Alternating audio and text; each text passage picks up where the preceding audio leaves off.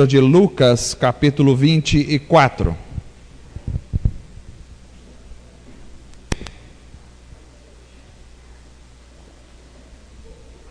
As crianças podem sair para o seu culto lá nos fundos.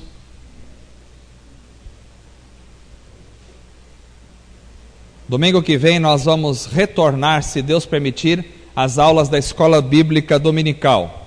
Então, às 9h30 da manhã, nós estaremos aqui reunidos, se Deus permitir, até às 11 horas. Então, nós temos 1h30 de aula de Escola Bíblica Dominical. E amanhã, enquanto os irmãos vão encontrando aí, amanhã nós vamos emprestar novamente o recinto aqui. Quase toda a aula inaugural do Seminário Teológico Batista é feita aqui. Então o pastor Watson pediu e nós vamos emprestar novamente o recinto para o Seminário Teológico Batista fazer a aula inaugural. E vai estar presente o professor Karl Kepler, que é teólogo, psicólogo, e vai lançar aqui em Prudente a Bíblia do Conselheiro. A igreja toda está convidada para participar deste evento, que vai começar às 19h30. Então, os irmãos que tiverem interesse de estar aqui, está aberto, não é algo fechado só do seminário. O trabalho é do seminário, mas todos estão convidados para estar juntos aqui. Lucas capítulo 24, nós vamos começar no verso 1 até o verso de número 53. Uma leitura um pouquinho mais extensa hoje, não precisam se preocupar, a mensagem tem apenas 30 pontos, não é tanto, não é tão extensa. Mas a Bíblia diz assim, neste texto: no primeiro dia da semana, de manhã bem cedo, as mulheres tomaram as especiarias aromáticas que haviam preparado e foram ao sepulcro. Encontraram removida a pedra do sepulcro, mas quando entraram, não encontraram o corpo do Senhor Jesus. Ficaram perplexas, sem saber o que fazer. De repente, 2 homens com roupas que brilhavam como a luz do sol, colocaram-se ao lado delas. Amedrontadas, as mulheres baixaram o rosto para o chão, e os homens lhes disseram: por que vocês estão procurando entre os mortos aquele que vive? Ele não está aqui, ressuscitou. Lembrem-se do que ele lhes disse quando ainda estava com vocês na Galileia: é necessário que o Filho do Homem seja entregue nas mãos dos homens pecadores, seja crucificado e ressuscite no 3º dia. Então se lembraram de suas palavras. Quando voltaram do sepulcro, elas contaram todas essas coisas aos 11 e a todos os outros. As que contaram estas coisas aos apóstolos foram Maria Madalena, Joana e Maria, mãe de Tiago, e as outras que estavam com elas. Mas eles não acreditaram nas mulheres. As palavras delas lhes pareciam loucura. Pedro, todavia, levantou-se e correu ao sepulcro. Abaixando-se, viu as faixas de linho e mais nada. Afastou-se e voltou admirado com o que acontecera. Naquele mesmo dia, 2 deles estavam indo para um povoado chamado Emaús, a 11 quilômetros de Jerusalém. No caminho conversavam a respeito de tudo o que havia acontecido. Enquanto conversavam e discutiam, o próprio Jesus se aproximou e começou a caminhar com eles, mas os olhos deles foram impedidos de reconhecê-lo. Ele lhes perguntou: sobre o que vocês estão discutindo enquanto caminham? Eles pararam com os rostos entristecidos. Um deles, chamado Cleopas, perguntou-lhe: você é o único visitante em Jerusalém que não sabe das coisas que ali aconteceram nesses dias? Que coisas? Perguntou ele. O que aconteceu com Jesus de Nazaré? Responderam eles. Ele era um profeta poderoso em palavras, em obras, diante de Deus e de todo o povo. Os chefes dos sacerdotes, as nossas autoridades, o entregaram para ser condenado à morte e o crucificaram. E nós esperávamos que era ele que ia trazer a redenção a Israel. e hoje é o terceiro dia desde que tudo isso aconteceu. Algumas das mulheres entre nós nos deram um susto hoje. Foram de manhã bem cedo ao sepulcro e não acharam o corpo dele. Voltaram e nos contaram que tinham visto uma visão de anjos que disseram que ele está vivo. Alguns dos nossos companheiros foram ao sepulcro e encontraram tudo exatamente como as mulheres tinham dito, mas não viram. E ele lhes disse: como vocês custam a entender e como demoram a crer em tudo que os profetas falaram. Não devia o Cristo sofrer estas coisas para entrar na sua glória? E começando por Moisés e todos os profetas, explicou-lhes o que constava a respeito dele em todas as Escrituras. Ao se aproximarem do povoado para o qual estavam indo, Jesus fez como quem ia mais adiante. Mas eles insistiram muito com ele: fique conosco, pois a noite já vem e o dia já está afindando. Então ele entrou para ficar com eles. Quando estava à mesa com eles, tomou o pão e deu graças, partiu e deu a eles. Então os olhos deles foram abertos e o reconheceram, e ele desapareceu da vista deles. Perguntaram-se um ao outro: não estavam ardendo os nossos corações dentro de nós, enquanto ele nos falava no caminho e nos expunha as Escrituras? Levantaram-se e voltaram imediatamente para Jerusalém. Ali encontraram os 11 e os que estavam com eles reunidos, que diziam: é verdade, o Senhor ressuscitou e apareceu a Simão. Então os dois contaram o que tinha acontecido no caminho e como Jesus fora reconhecido por eles quando partia o pão.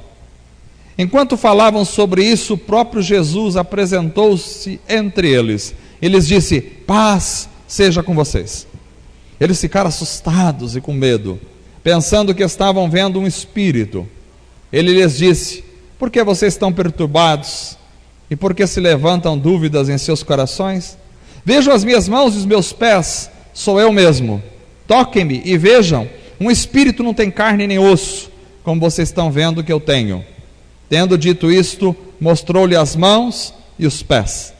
E por não crerem ainda, tão cheios estavam de alegria e de espanto, ele lhes perguntou: vocês têm aqui algo para comer? Deram-lhe um pedaço de peixe assado, e ele comeu na presença deles. E disse-lhes: foi isto que eu lhes falei enquanto ainda estava com vocês. Era necessário que se cumprisse tudo o que a meu respeito estava escrito na lei de Moisés, nos profetas e nos salmos. Então lhes abriu o entendimento para que pudessem compreender as Escrituras. Ele lhes disse: está escrito que o Cristo haveria de sofrer e ressuscitar dos mortos ao terceiro dia, no que em seu nome seria pregado arrependimento para perdão de pecados a todas as nações, começando por Jerusalém. Vocês são testemunhas dessas coisas. Eu lhes envio a promessa do meu Pai, mas fiquem na cidade até serem revestidos do poder do alto. Tendo-os levado até as proximidades de Betânia, Jesus levantou as mãos e os abençoou.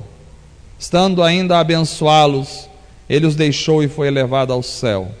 Então eles adoraram e voltaram para Jerusalém com grande alegria e permaneciam constantemente no templo, louvando a Deus. Amém. Que texto maravilhoso. Um texto amplo, mas coberto e recoberto de significados. Vamos orar. Vamos orar pelo nosso irmão Marcos, que está pregando numa outra igreja. Vamos orar pela minha sogra, a Beth. Ela amanhã vai ter a resposta se terá que fazer uma cirurgia cardíaca ou não. Vamos orar pela vida destes irmãos, em nome de Jesus. Senhor Deus, muito obrigado, ó Pai, por estarmos juntos. Obrigado pela Tua palavra que foi lida esta noite. A Tua palavra é poderosa, verdadeira, transformadora. Já cantamos, Senhor, hinos de louvor ao Teu nome, exaltamos o Teu nome com as nossas músicas. Nós queremos continuar em espírito de adoração, louvando ao Senhor agora, ó Pai, ouvindo a Tua palavra, recebendo a porção que o Senhor tem para o nosso coração nesta noite. Dá-nos sabedoria, discernimento da Tua palavra. Ó Deus amado, peço a tua bênção, Senhor, sobre a vida do nosso irmão Marcos, que está trazendo a mensagem em outro lugar onde os irmãos se reúnem em teu nome também. Use a boca do teu filho para trazer uma palavra que venha ao encontro das necessidades da igreja. Ó Deus, abençoe também a Beth, ó Pai, que vai descobrir amanhã se precisa ou não fazer uma cirurgia. O Senhor está em controle de todas as coisas. Colocamos a vida dela nas tuas mãos, para que tudo seja segundo a tua boa, agradável e perfeita vontade. Que esta palavra, Deus poderosa, possa fazer a diferença em nosso coração. Que possamos recepcionar esta palavra como uma terra boa recepciona uma semente boa e assim permite que ela produza frutos para a glória do Senhor. E que tudo seja em nome do Senhor Jesus, o nosso Salvador. Amém e amém. Amados irmãos, a ressurreição de Jesus é um fato maravilhoso e inigualável nas Escrituras. Por quê? Por vários motivos. Dentre eles, o de que a ressurreição de Jesus representa a vitória sobre a morte. Jesus foi o primeiro que ressuscitou para nunca mais morrer. Houve outras ressurreições, tanto no Antigo Testamento quanto no Novo Testamento, mas todas elas não tiveram a qualidade da ressurreição que Jesus teve, porque os que ressuscitaram voltaram a morrer depois de um tempo.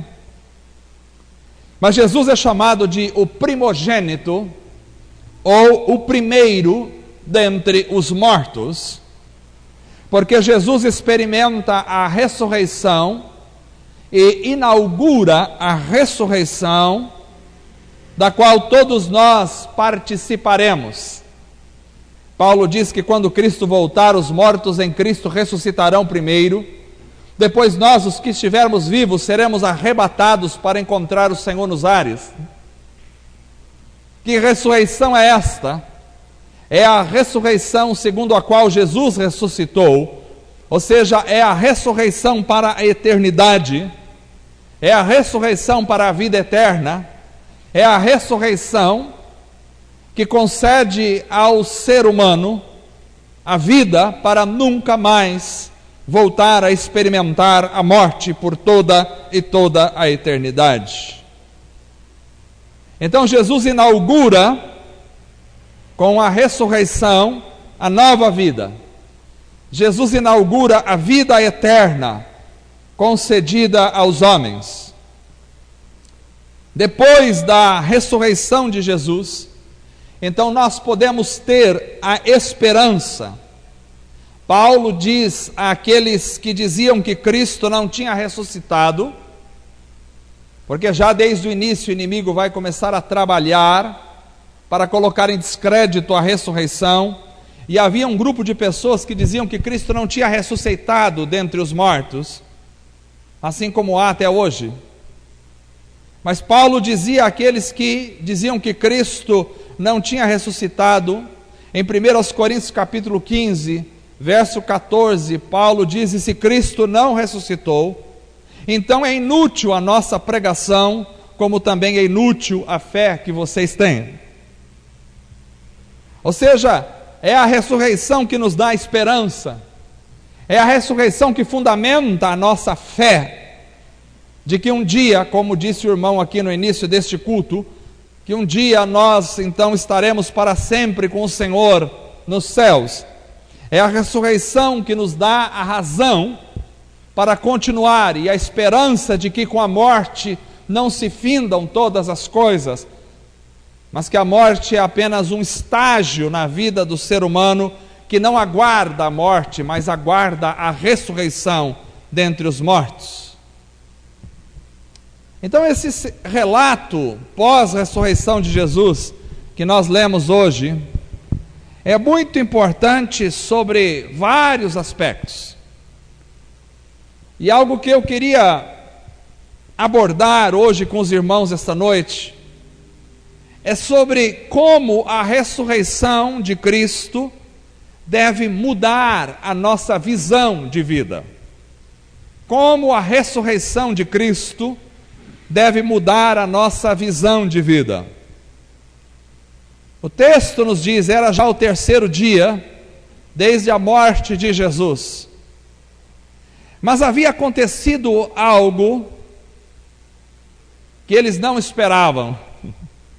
Os discípulos estavam aflitos e tristes com a situação, mas eles não tinham percebido algo que já havia acontecido. Porque o mundo espiritual, ele comanda o mundo físico e natural. Não é o mundo natural que comanda o mundo espiritual. Esta ótica do mundo natural comandando o mundo espiritual chama-se feitiçaria. Isso é abominável e é reprovado pelas Escrituras. Mas a verdade é o contrário. O mundo espiritual é que comanda o mundo natural. E às vezes eu creio que nós somos levados a esquecer-nos desta realidade. E às vezes somos levados a pensar que as coisas no plano natural são a realidade última e determinante dos fatos. Mas isto prova-se não ser verdade, porque há uma realidade muito mais concreta, profunda e verdadeira, que comanda todo o resto, que é a realidade espiritual. O mundo espiritual é muito mais concreto, é muito mais real, é muito mais verdadeiro do que o mundo natural. Parece estranho dizer isso, porque tudo aquilo que a gente participa no homem natural é do mundo natural. Então pode-se ficar a ilusão de que aquilo que nós temos aqui, que nós apalpamos, que nós vemos, que nós presenciamos, que nós vivenciamos, tudo isso é, em última instância, a realidade maior. Mas é o contrário. Muito disso que nós vivemos e presenciamos não passa de ilusão. A realidade maior e última, mais concreta e mais profunda, e que comanda toda essa realidade natural, e que ainda se concretiza nessa realidade natural, na história, é o mundo espiritual. Jesus havia ressuscitado, mas o mundo natural ainda não tinha se dado conta disso. Há fatos, irmãos, que muitas vezes ainda não acordamos para constatar, mas que no mundo espiritual já aconteceram. Paulo, porém, dizia: nós já estamos assentados com Cristo nas regiões celestiais. Este é o mundo espiritual concreto. Ele não diz, nós nos assentaremos no futuro. Ele diz, nós já estamos com Cristo. Esta é a realidade maior e verdadeira e concreta. Mas raramente as pessoas se percebem nesta condição. O mundo físico natural se torna testemunha de que algo aconteceu na realidade de Deus e depois se concretiza no mundo físico. Foi isso que aconteceu na ressurreição de Jesus.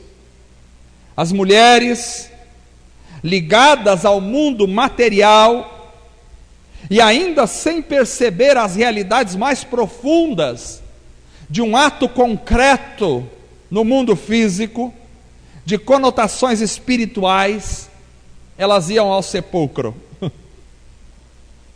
Fico imaginando os anjos olhando, lá do céu, as mulheres preparando os bálsamos, preparando as especiarias, talvez na noite anterior, preocupadas que hora que nós vamos acordar para ir lá, gastando dinheiro, comprando perfumes, se preparando, se fosse na nossa época, lavando a cabeça, passando chapinha no cabelo, secador ligado, 3 horas da manhã,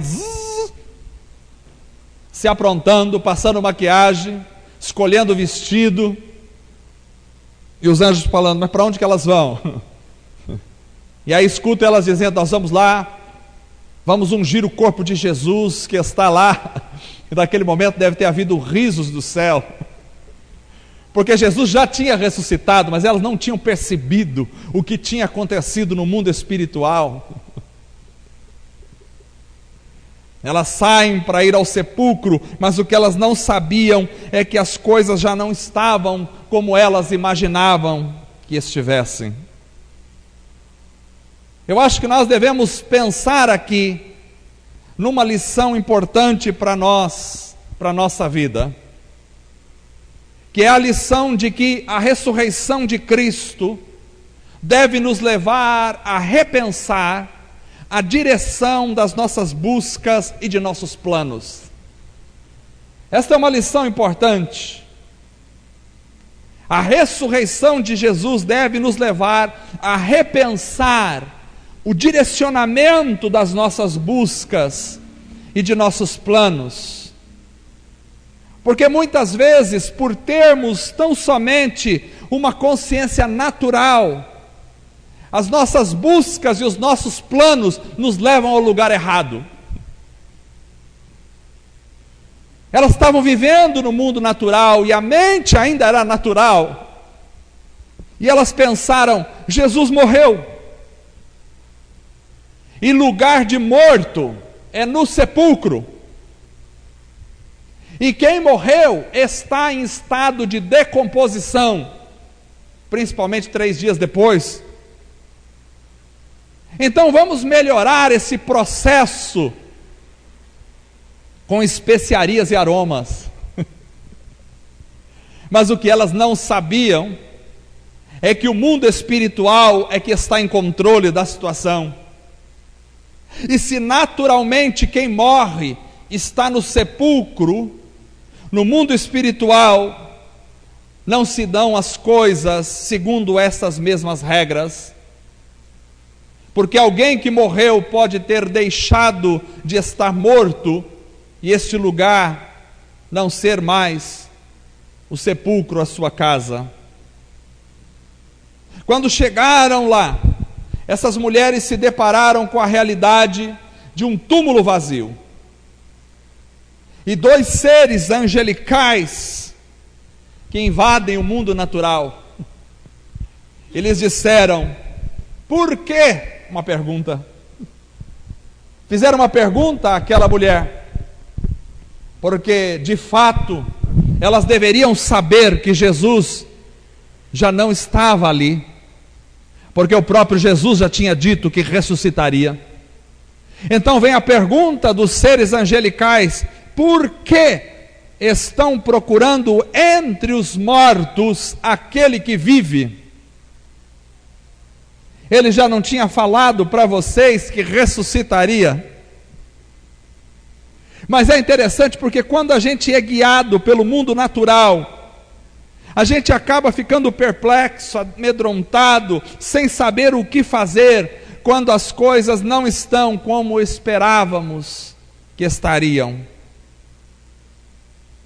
Porque nem sempre os caminhos que nós tomamos são os caminhos corretos, quando somos guiados tão somente pelas experiências naturais da vida. A ressurreição de Cristo nos ensina, nos mostra que Ele supera as nossas expectativas naturais e nos leva a repensar os caminhos que estamos tomando. A ressurreição de Cristo nos diz que as vias que nos devem conduzir no dia a dia não devem ser tão somente as vias naturais da nossa mente, dos processos da vida, das coisas que comumente acontecem. Ou seja, nós não podemos ser guiados simplesmente pelas condições naturais da vida. Naturalmente, quem morreu está no sepulcro, em estado de decomposição. Mas o mundo espiritual controla o mundo natural e determina os fatos no mundo natural. E no mundo espiritual, outros caminhos são trilhados. Às vezes, irmãos, vamos procurar nos lugares errados, como estas mulheres. Vocês tomaram o ônibus errado. Vocês pegaram o GPS errado. Vocês pegaram o caminho errado. Ao buscar um Cristo morto, elas tinham se esquecido da palavra que o próprio Jesus lhes tinha dado.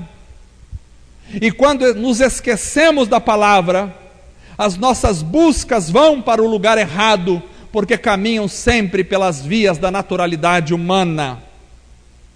Por que estão buscando dentre os mortos aquele que vive? Será que temos o erro de buscar no lugar errado as coisas?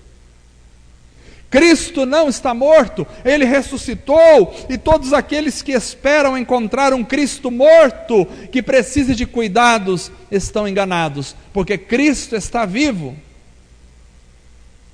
Mas quando nos guiamos pela palavra, as nossas buscas encontram a realidade da revelação de Deus.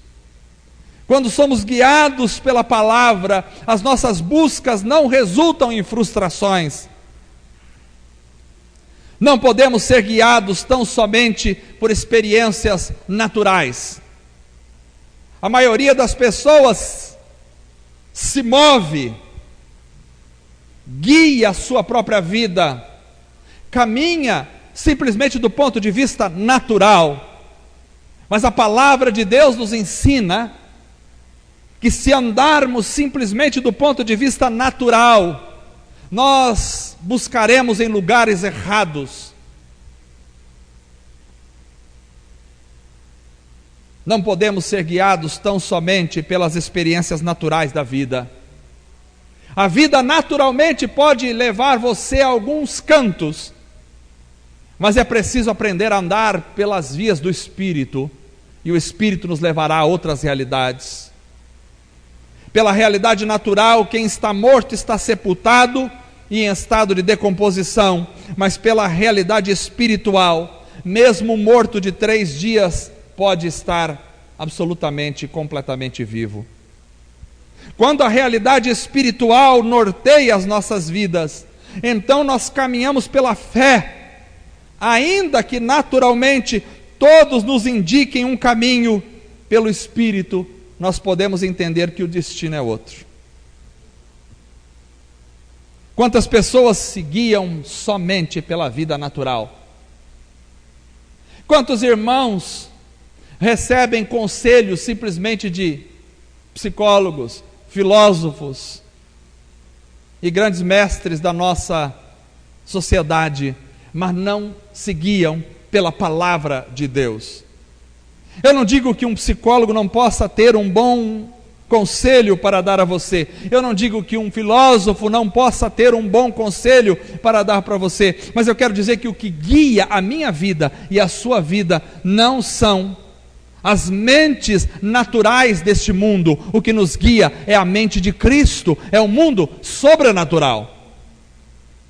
Pelo mundo natural, nenhum de nós talvez estaríamos aqui esta noite, mas pelo mundo sobrenatural, nós seguimos a orientação do Espírito e nos reunimos em amor para adorar aquele que ressuscitou e celebrar a vitória de Cristo Jesus na cruz do Calvário.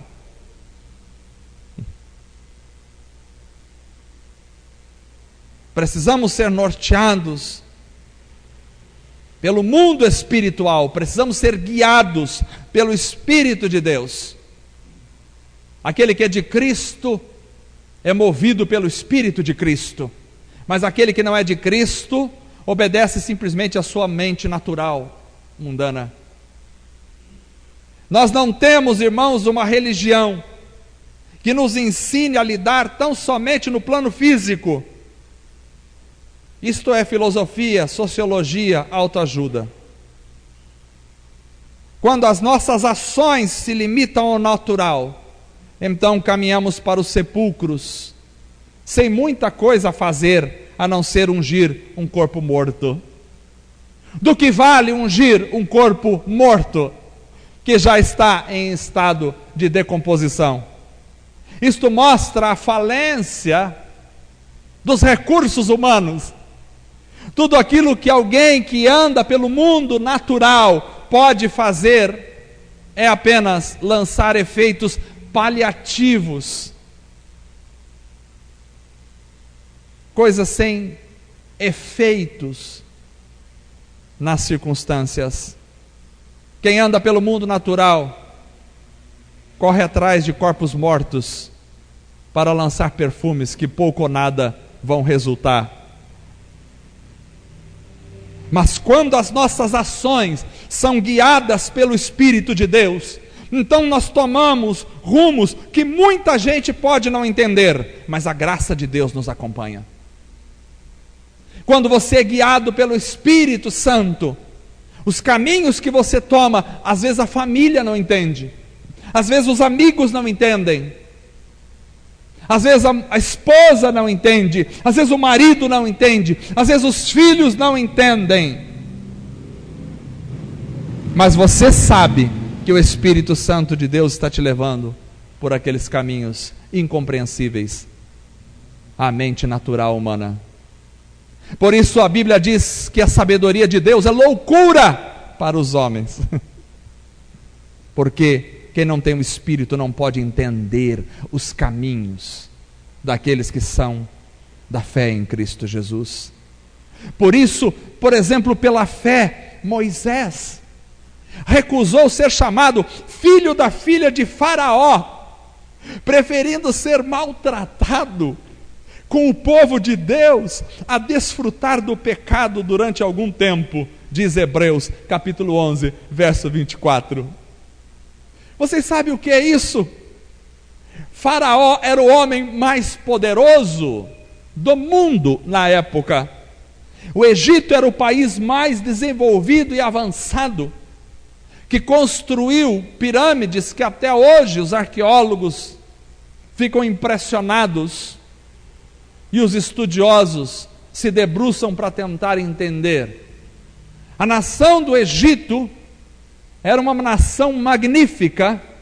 Moisés foi criado dentro de um palácio, não tinha dores de cabeça com contas a pagar, não se preocupava com o salário mínimo subindo ou descendo, não se preocupava com IPVA, com imposto de carro, não se preocupava com dinheiro para fazer aniversário, não se preocupava com seguro de saúde, não se preocupava com nada. Moisés vivia num palácio como um príncipe.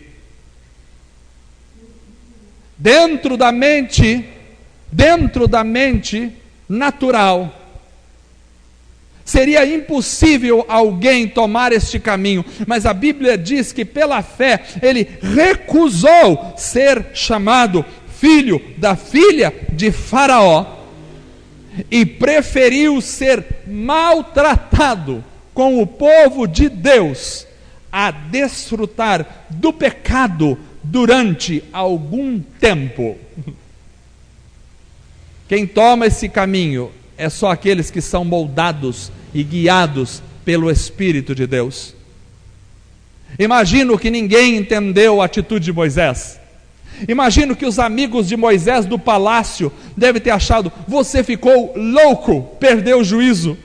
Imagino que Faraó deve ter dito: esse Moisés perdeu a cabeça. Imagino que todos disseram: que este homem está fazendo? Porque a mente natural tem um caminho, mas a mente espiritual tem outro caminho. Não espere ser compreendido no seu trabalho, não espere ser aplaudido pelos seus amigos, Não espere ser compreendido pela sua família que não conhece Jesus. Não espere aplausos deste mundo. Não espere que as pessoas ali fora concordem com os seus caminhos. Quem busca a aprovação deste mundo tem a reprovação de Deus. Mas quem busca andar no Espírito, este será rejeitado pelo mundo. Porém, aqueles que são de Deus andam pelos caminhos do Senhor. Aleluia. Muitos não vão entender quando você for guiado pelo Espírito, mas é maravilhoso ser guiado pelo Espírito. Aqueles que não são guiados pelo Espírito, jamais podem compreender a grandeza de ser guiado por Deus. As condições naturais podem nos cegar para a realidade espiritual. Hoje faz-se necessária uma pergunta: você é guiado pela realidade natural ou pelo mundo espiritual? Ser guiado pelo mundo espiritual é dar ouvidos à palavra do Senhor, à palavra de Deus. Ser guiado pelo mundo espiritual é conseguir perceber o que Deus está fazendo. Não é o que o homem está fazendo, porque o homem pode fazer muito pouco diante de muitas circunstâncias na vida, mas é perceber aquilo que o Deus Todo-Poderoso está fazendo nos processos da história da criação e do mundo. Porque Deus está movimentando a história no mundo espiritual e as coisas estão acontecendo. Já caminhamos para uma finalização neste mundo. As nações estão completamente unidas já, do ponto de vista do contato, da informação. Há alguns anos atrás, seria impossível nós falarmos de uma informação que passasse tão rápido de um lugar para outro no mundo. Mas hoje, em questões de segundos, acontece algo lá na China, em segundos nós já estamos sabendo aqui no Brasil. Os homens estão caminhando já para uma união política. Por quê? Porque os reinados políticos no mundo têm se mostrado cada vez mais frustrantes e ineficazes. As nações afundam economicamente e politicamente. Já se fala em caos mundial do ponto de vista financeiro. Deus está conduzindo este mundo num processo espiritual. O inimigo está atuando em corações, segundo a permissão de Deus, para preparar um povo descompromissado, um povo rebelde, um povo que não aceita a verdade, um povo que não fala a verdade. Hoje em dia, quando você começa a pregar a verdade, as pessoas te chamam de radical, te chamam de preconceituoso, te chamam de ignorante. Porque a mensagem que se tem pregado hoje em dia é uma mensagem de que tudo está bom, tudo está certo, tudo é lindo, tudo é maravilhoso. Deus é amor e em nome do amor, todo o amor vale, todo o amor é de Deus, todo o amor é lindo, seja ele como for. Isso não é verdade, é uma mentira. Deus é amor com certeza, mas ao mesmo tempo que Deus é amor, o amor tem os seus padrões da santidade, e nem todo o amor é de Deus, e nem todo o amor é lindo, e nem todo o amor é perfeito, e nem todo o amor é puro. Deus está permitindo que esse mundo caminhe para um caos, onde uma pessoa vai se levantar com promessas falsas de solução para este mundo, onde um grande líder político vai se levantar com promessas de que ele vai dar solução ao mundo caído financeiramente, e este líder será o anticristo, já predito na palavra do Senhor. Já temos todo o paramento para surgir o anticristo. Temos condições hoje de ter uma moeda única. no mundo inteiro. O euro já foi uma experiência na Europa. O dólar já é uma experiência clara no mundo presente. Já temos condições de controle total das pessoas. Há pouco tempo atrás ouvi que uma determinada marca de celular foi proibida nos Estados Unidos, porque era um celular feito na China. E a CIA descobriu que, através daqueles celulares que estavam sendo vendidos nos Estados Unidos, os chineses estavam monitorando os americanos. Você entra na internet hoje em dia, os sites de busca já dão exatamente todas as suas preferências.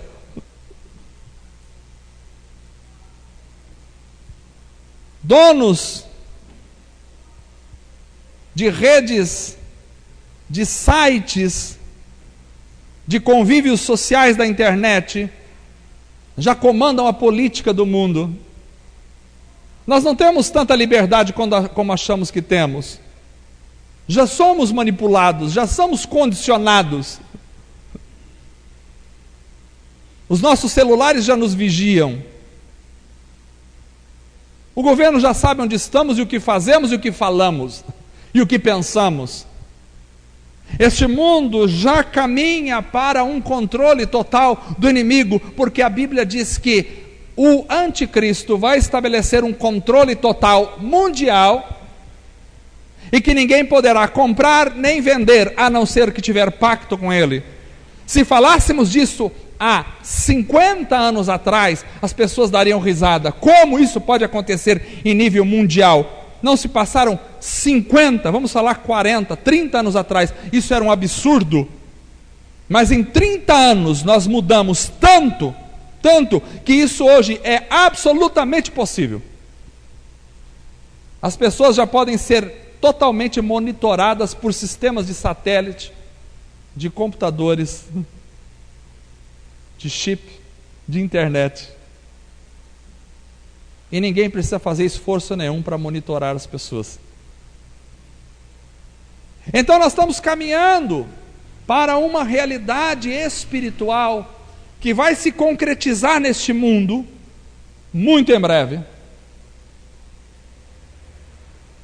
Precisamos perceber o que Deus está fazendo. Deus está preparando o mundo para o arrebatamento da igreja e para o julgamento final. Deus está preparando, Ele está fazendo. As coisas não estão acontecendo de graça, Ele está fazendo. As coisas não estão acontecendo por acaso, Deus está movimentando o mundo espiritual. Pastores têm pregado, alguns pastores sérios, têm pregado sobre a necessidade da igreja buscar um avivamento. Deus está movimentando a igreja para buscar um avivamento.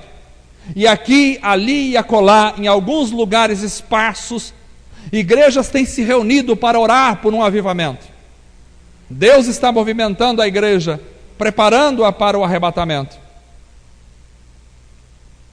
Precisamos ser guiados pelo mundo espiritual. Ser guiado pelo mundo espiritual é não se limitar às circunstâncias naturais. As circunstâncias naturais pouco podem fazer em determinadas situações. Mas quem é movido pelo Espírito Santo não está limitado às circunstâncias naturais do mundo. Ser guiado pelo mundo espiritual é não perder as esperanças, mesmo quando tudo parece demonstrar que o fim chegou. Os discípulos viram Jesus caminhar, viram Jesus fazer milagres, mas também eles viram Jesus ser açoitado, eles viram Jesus ser preso, eles viram Jesus ser crucificado, e eles viram Jesus ser morto e sepultado. Naturalmente se diria: o fim chegou, não há mais o que fazer. O que pode o mundo natural fazer por uma pessoa que está morta, sepultada há 3 dias? O mundo natural pouco ou nada pode fazer. Aliás, o que nós podemos fazer por uma simples formiga que já morreu? O ser humano é tão incapaz que ele não consegue sequer dar solução a uma pequena, minúscula formiga. Alguém já viu alguém ressuscitar uma formiga? Uma mosca? Nós não temos poder, não conseguimos ressuscitar, nem dar solução para uma simples mosca que morreu. Morreu. Nem os maiores cientistas, nem as maiores mentes do universo, nem os grandes deste mundo podem fazer nada por uma simples mosquinha que morreu. Quem dirá um ser humano morto? Morreu, enterrou 3 dias. O mundo natural diz, é o fim, mas o mundo espiritual não se limita ao mundo natural, e as coisas de Deus acontecem. É preciso ser guiado pelo Espírito. Quando você é guiado pela vida natural, a sua vida vai de frustrações em frustrações e de limitações em limitações. Mas quando você é guiado pelo mundo espiritual, você consegue trilhar caminhos muito mais altos. Já diz o texto bíblico que há um caminho que a ave de rapina ignora e que o feroz leão jamais passou por ele. Já dizia a Bíblia que aqueles que confiam no Senhor renovarão as suas forças, correrão e não se cansarão. No mundo natural as pessoas correm e se cansam, mas no mundo espiritual os velhos na sua velhice ainda darão frutos. No mundo natural os velhos só servem para o asilo, porque não podem fazer mais nada, mas no mundo espiritual os velhos podem dar muitos frutos para a glória de Deus. No mundo natural os jovens só dão problemas e confusões, mas no mundo espiritual os jovens terão visões, sonharão sonhos.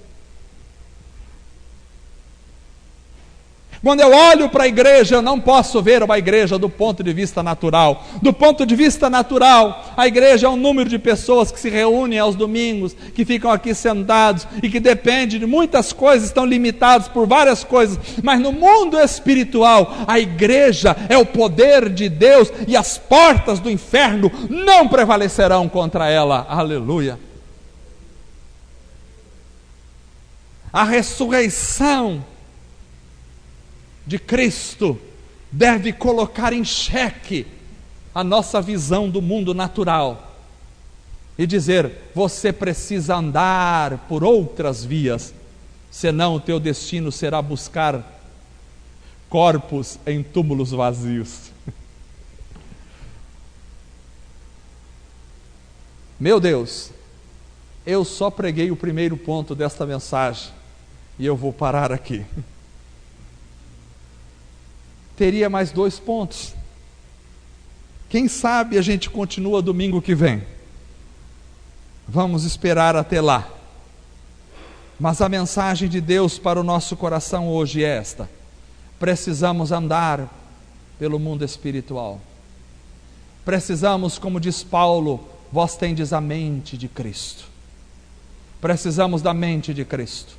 Precisamos dos olhos de Cristo. Precisamos da visão de Cristo das coisas.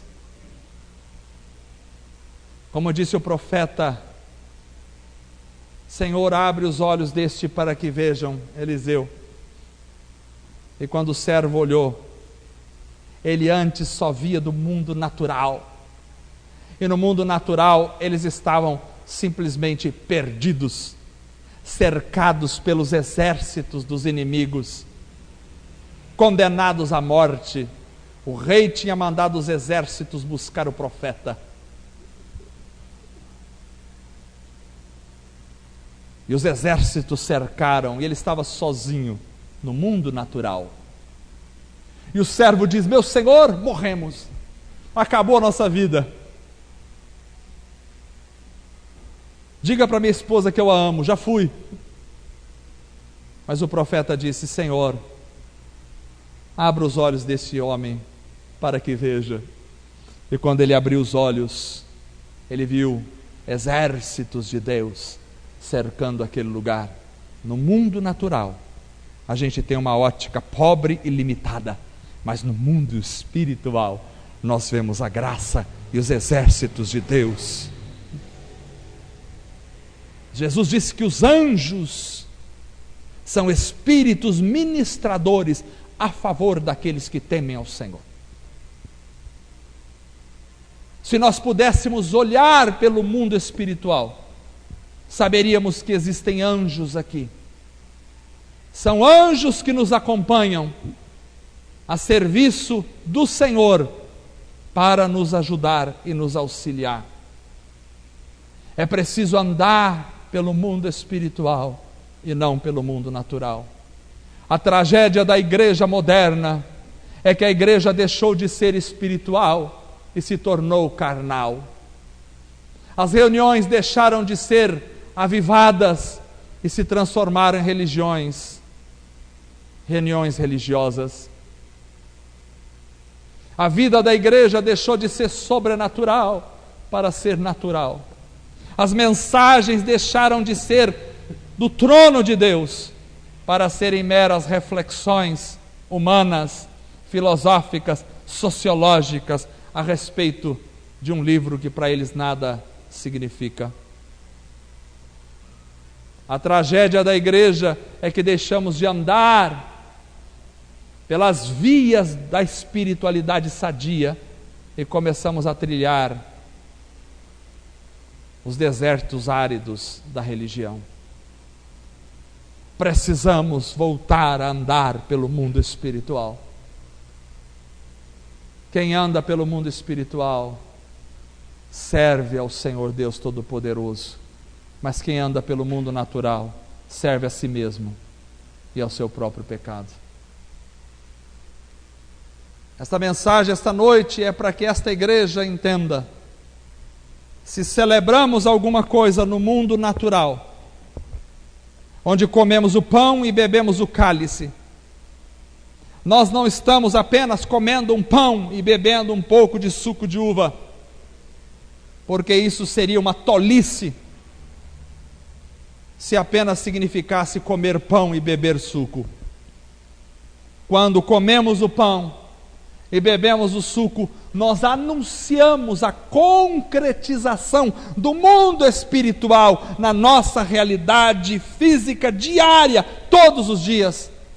Porque ao comer o pão, nós estamos anunciando o corpo de Cristo que foi dado por nós na cruz do Calvário. E ao bebermos o cálice, nós dizemos que o sangue de Cristo purificou os nossos pecados. Isto é o mundo espiritual. Ao celebrar a ceia, nós dizemos que aquilo que vivemos aqui está relacionado com o mundo espiritual e nós não andamos apenas do ponto de vista natural. Ao celebrar a ceia esta noite, nós dizemos que a graça de Deus nos invadiu e que há 2000 anos atrás Cristo morreu na cruz. E aquela morte não foi apenas mais uma morte na cruz. Os romanos crucificaram centenas e milhares de pessoas na cruz. E as cruzes eram todas do mesmo jeito. E os pregos da cruz eram todos do mesmo jeito. Mas houve uma cruz que abrigou Deus na terra, e naquela morte nós encontramos a vida. A morte de todos os outros crucificados nada significou no plano de vida espiritual, porque a morte de todos os outros crucificados sobre o Império Romano não conseguiu fazer absolutamente nada pela humanidade. Mas a morte de Cristo Jesus na cruz do Calvário, a morte do Deus encarnado, marcou para sempre a história da humanidade. E a partir daquela morte, todos nós temos vida eterna hoje, aleluia!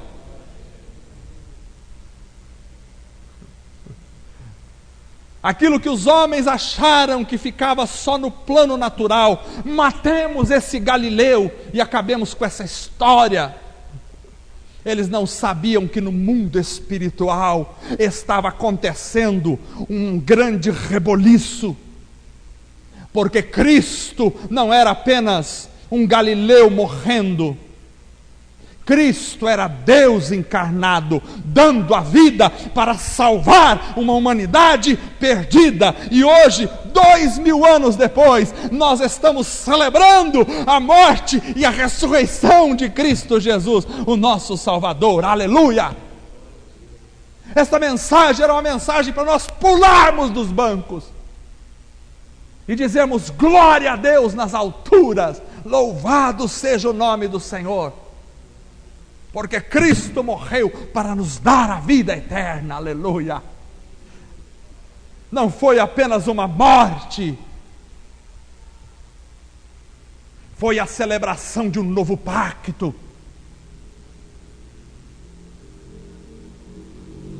Quando todos os homens olhavam, e muitos viam apenas um carpinteiro, filho de um carpinteiro andando, João Batista, que enxergava pelo mundo espiritual, olhou para Jesus e diz: eis o Cordeiro de Deus, que tira o pecado do mundo. Enquanto você olhar só pelo mundo natural, verá uma bela história de um homem que andou com bons ensinamentos na terra e morreu numa cruz. Mas quando você olhar pelo mundo espiritual, vai ver que ali estava representado aquele que pagou o nosso preço na cruz, tirando o pecado do mundo. Por isso ele era chamado o Cordeiro de Deus.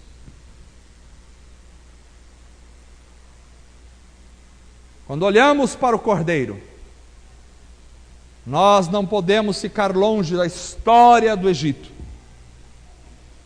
porque naquela noite, depois de 9 pragas sobre a nação dos egípcios, em caos estava a nação egípcia, e Deus diz: esta noite, Faraó vai expulsar vocês daqui e mandar embora, vai libertar vocês para sempre. E naquela noite, Deus diz: matem um cordeiro, matem, cada família mate um cordeiro, e passe o sangue nos batentes da porta das vossas tendas. E à meia-noite, o anjo da morte vai passar sobre todas as casas no Egito. E quando ele ver o sangue que está na porta da casa, ele vai passar por cima daquela casa e não vai entrar. Mas na casa que não tiver o sangue, o anjo da morte vai ferir o filho primogênito daquela casa, e ele vai morrer. Naquela noite, os israelitas estavam todos dentro de suas casas, e quando deu a meia-noite, o anjo da morte saiu. Mas nas casas dos israelitas, o sangue na porta dizia que um cordeiro tinha morrido em lugar do filho primogênito. E porque o cordeiro tinha morrido, o filho não morreria naquela casa. Simples assim. Alguém tomou o lugar daquele filho e foi um inocente cordeiro. Quando Jesus passou diante de João Batista, ele viu: eis o Cordeiro de Deus. Porque aqueles cordeiros no Egito que morreram representavam o Cristo, assim como os cordeiros morreram em lugar dos filhos primogênitos, que representava a nação de Israel, assim Cristo morreria em nosso lugar, na nossa cruz. Aquela cruz era minha e era sua. Quando Jesus morreu, não foi uma morte comum, Não foi mais uma morte na história, não foi apenas uma morte na história. Quando Jesus morreu, era o Cordeiro de Deus que estava sendo sacrificado em nosso lugar, para que nós não provemos da morte, mas tenhamos a vida eterna na presença do Pai. Aleluia! Eis o Cordeiro de Deus que tira o pecado do mundo. Quem anda pelos olhos naturais vê apenas o filho de um carpinteiro andando, mas quem enxerga o mundo espiritual vê Deus encarnado pagando o nosso preço na cruz do Calvário. Isto é um retrato de como deve ser a nossa vida. Se você andar só pelo mundo natural, vai apenas em pensar que a sua vida é nascer, crescer, trabalhar, criar filhos, aposentar e morrer. Miserável homem que sou, se minha vida for simplesmente isso. Mas se você puder andar pelo Espírito e enxergar no mundo espiritual, vai ver que você é a noiva do Cordeiro e que está aqui para louvar, glorificar e adorar o Senhor Deus dos céus, Criador dos céus e da terra. E você está aqui para levar o Evangelho de Cristo e mostrar a todos o bom cheiro de Cristo Jesus com a sua própria vida. Que você está aqui para ser uma testemunha viva de que um dia Deus vai julgar esta terra e que este mundo passará diante dos olhos do Senhor e que só estarão com Cristo aqueles que estão debaixo do sangue da cruz. Você está aqui para viver para este Deus, para conhecer este Deus e para levar o nome deste Deus no seu coração e na sua vida, na sua família, ensinando os seus filhos, ensinando a tua casa que existe um Deus poderoso e que este Deus um dia vai pedir contas a todos os seres humanos de seus atos, mas aqueles que foram cobertos pelo sangue de Cristo estarão vivos para todos sempre na eternidade. Aleluia! Eu vou parar, porque senão vou falar a noite inteira hoje. Misericórdia, Deus! Essa mensagem não era para parar. Eu queria falar e falar. Pela unção do Espírito Santo, Cristo morreu pelos nossos pecados. Louvado seja o nome do Senhor para todo sempre. Isto não é apenas uma reunião para comer um pedaço de pão e beber um suco de uva para quem está com fome e sede, não.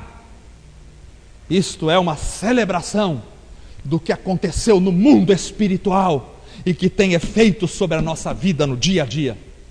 Tem efeito no meu trabalho, tem efeito na minha casa, tem efeito na minha família, tem efeito na minha universidade, tem efeito quando estou dirigindo no trânsito, tem efeito na minha vizinhança, tem efeito no jeito que eu trato as pessoas com quem eu convivo, tem efeito em tudo o que eu sou, o que eu penso, como eu ajo, como eu vivo, como eu durmo e como eu acordo.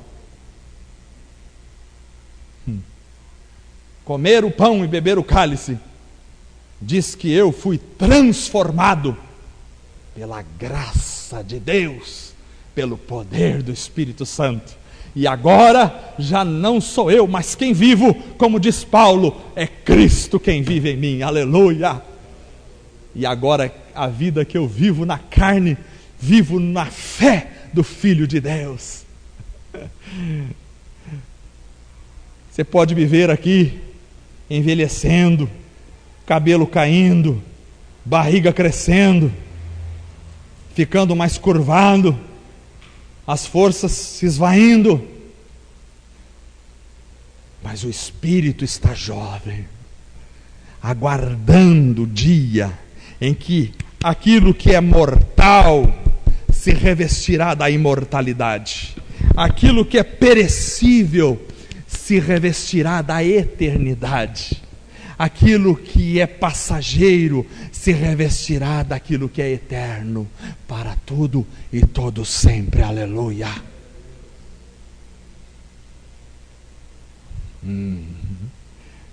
Estou chegando nos 50 anos. Percebo que o que tenho de tempo pela frente a menos que o Senhor fizer um grande milagre, o que tenho de tempo pela frente é menos do que o tempo que já vivi. Não acho que chegarei aos 100.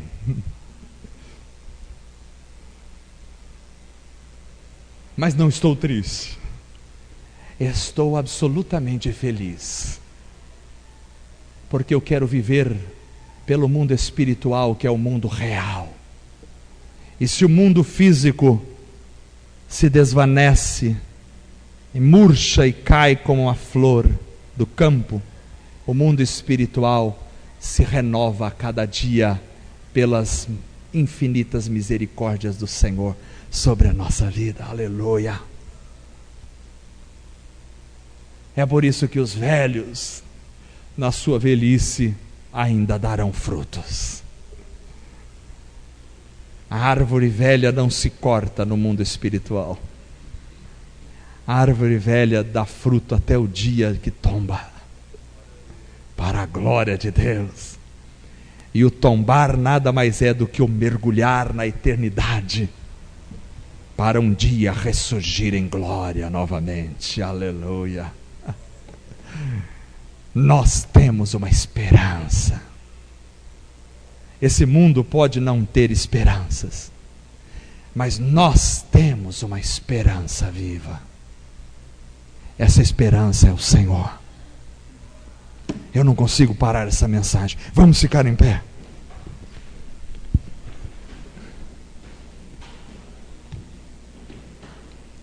Os irmãos vão vir aqui e eu vou orar com os irmãos. Vamos orar com a igreja. E nós vamos cantar enquanto vamos distribuir a ceia, senão vamos sair daqui muito tarde. Vamos cantar enquanto distribuímos a ceia do Senhor. Eu quero orar com você. Quero orar, porque o mundo espiritual precisa ser uma realidade na minha e na sua vida. Aqueles que são guiados pelo Espírito de Deus, esses são filhos de Deus. Não podemos ser guiados pelas nossas próprias mentes naturais. Precisamos ser guiados pelo Espírito de Deus. Feche os teus olhos. Senhor amado, a tua palavra é poderosa e maravilhosa. O Senhor Jesus morreu na cruz do Calvário, o Cordeiro de Deus que tira o pecado do mundo, morreu na cruz para nos dar a vida eterna. Aleluia! Nós te louvamos. Não há outra coisa a fazer esta noite a não ser agradecer e louvar e exaltar. Queremos nos unir às miríades e miríades de anjos que cantam santo, santo, santo é o Senhor. Nós queremos fazer parte deste coral eterno que canta santo, santo, santo é o Senhor, Deus Todo-Poderoso. As tuas vestes enchem toda a terra, a tua glória cobre a terra. O Senhor é Deus. Graças te damos pela experiência maravilhosa de vivenciarmos cada dia o eterno em nosso ser. Faz de nós homens e mulheres cheios do Espírito Santo, que estejam guiados pelo poder do teu Espírito, pela mente de Cristo. Não nos deixa, Senhor, vivermos na fraqueza, na fragilidade de nossas limitações naturais, mas ajuda-nos a buscar lugares altos. Ajuda-nos a viver pelo Espírito, guiados segundo a tua boa, agradável e perfeita vontade. No mundo natural, quem morreu não levanta, mas no mundo espiritual, aqueles que pensam que estão mortos já estão vivos para a glória do Senhor. Oh Deus, ajuda-nos a tocar na realidade espiritual esta noite. Ajuda-nos a tocar no mundo espiritual e nós vivermos para a glória do Senhor. Entrelaça o mundo espiritual com o mundo físico e natural na nossa vida. Faz de nós arautos do Evangelho poderoso de Deus. fortalece essa igreja, manda um avivamento sobre estes corações, para que pessoas sejam quebrantadas, modificadas, tocadas pelo poder do Espírito Santo. Oh Deus amado, te amamos, Senhor.